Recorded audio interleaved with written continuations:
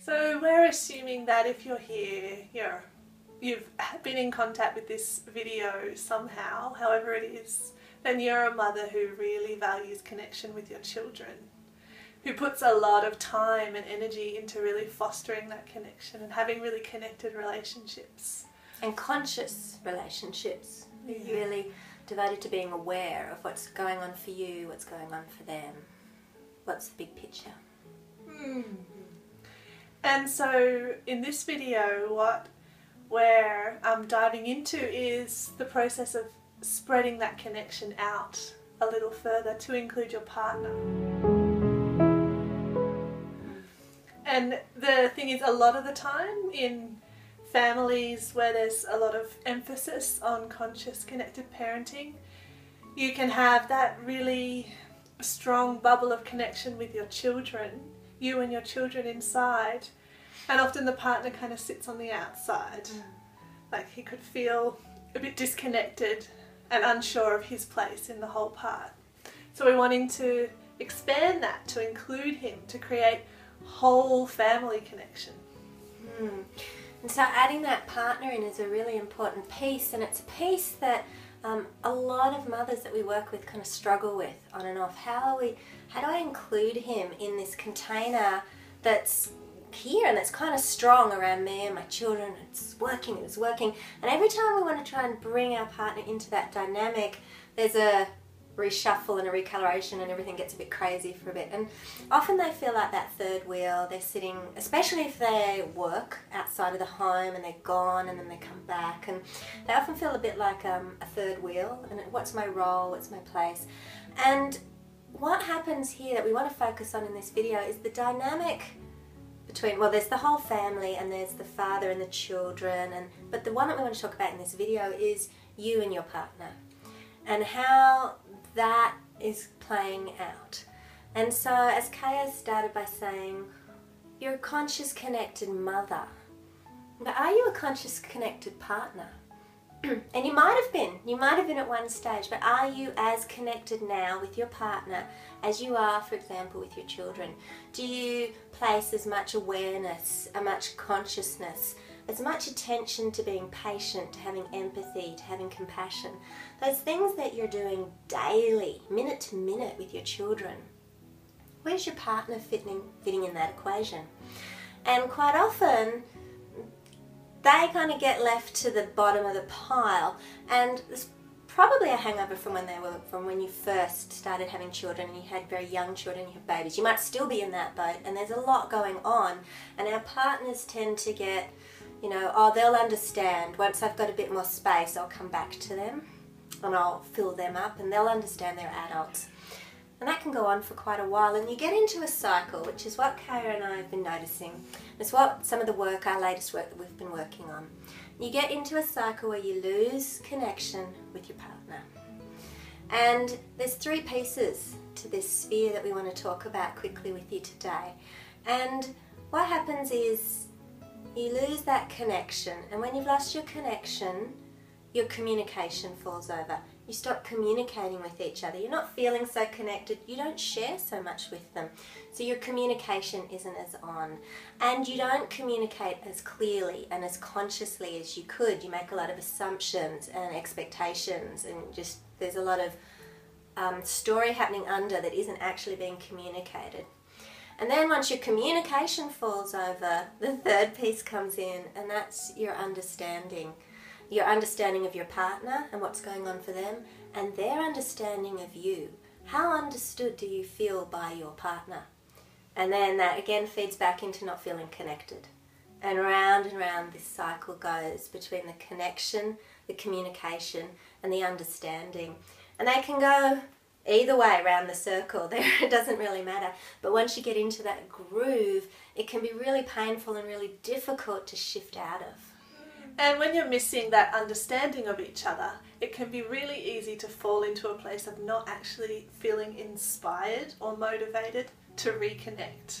Because as time goes on, that drift gets further and further apart to the point where it's really hard to actually make the time to reconnect. And it's really hard to find the the reasons why and the fuel within you to actually work on your relationship. So it kind of just means you're just getting by together, co-parenting next to each other.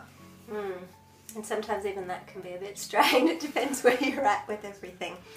So what we want to give you today is something right now, right here, that you can put into place straight away to start to shift that cycle around that we talked about. Okay. So with this technique today, we're going to work with the cycle starting from understanding, moving through the communication, back to the connection.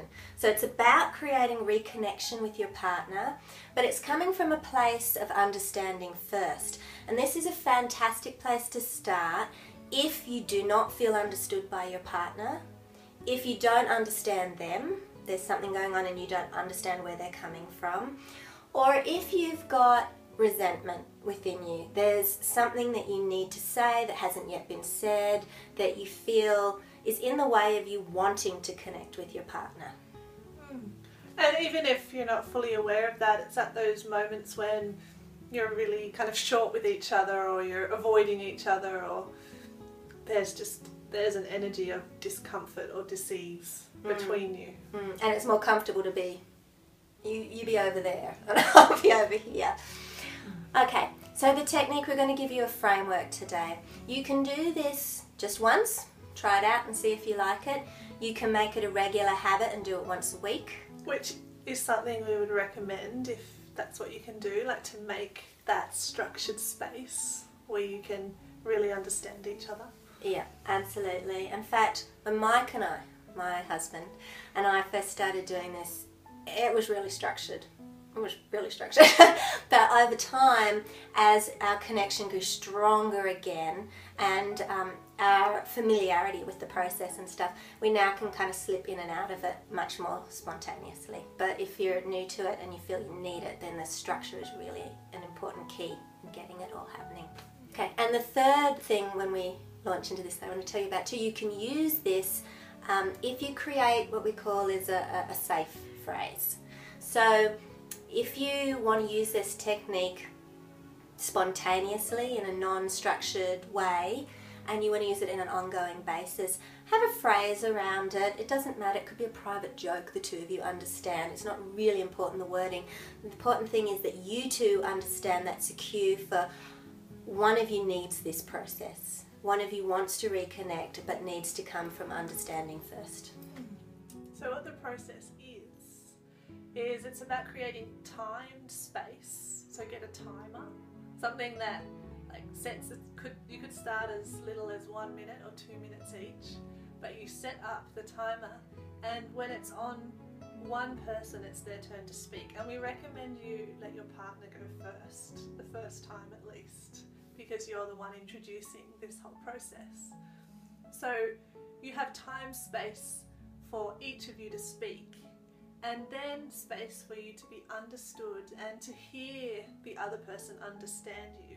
So the person who's speaking, whose turn it is when the time is on to speak, your job is to share what's going on for you. Share that resentment or share whatever is up.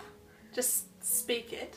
And the person listening, there's a really clear boundary here, an agreement that you don't speak.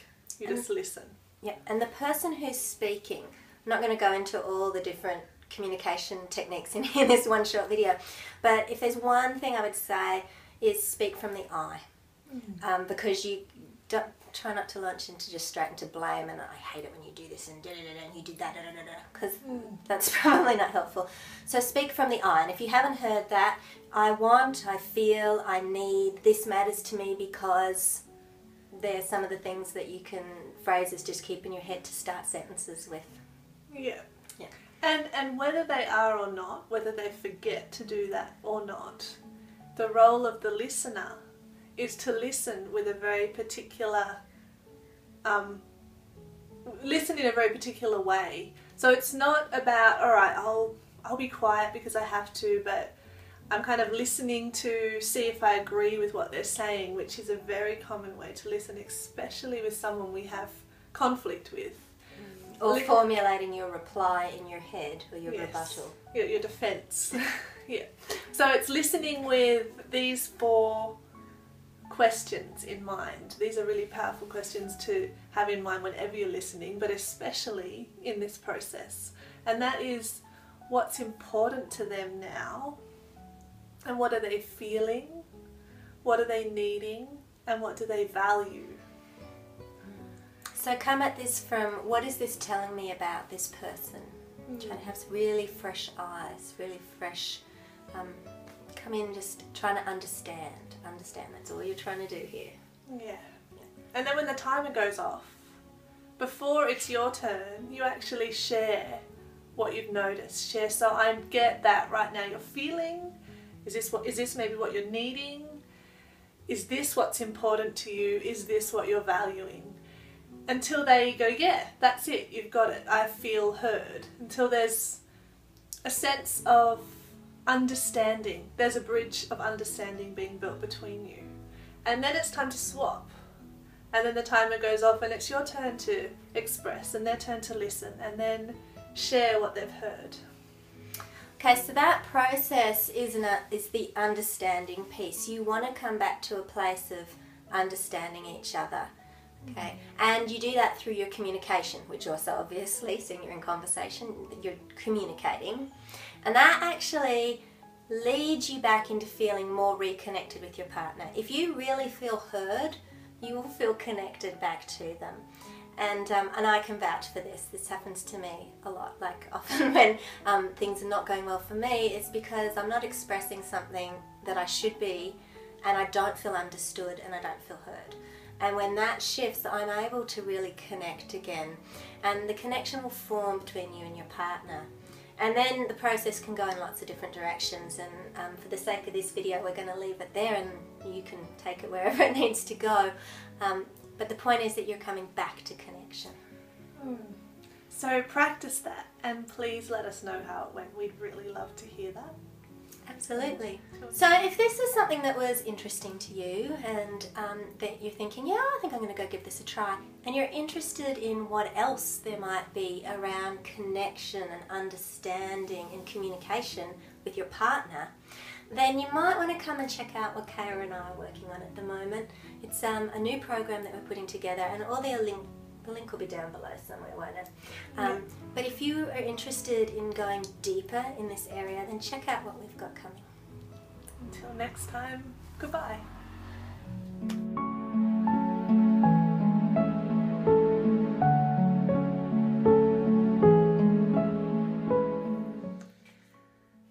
How do we even start this? Let's start. Okay, ready? Hi. I'm going to be constantly scratching myself.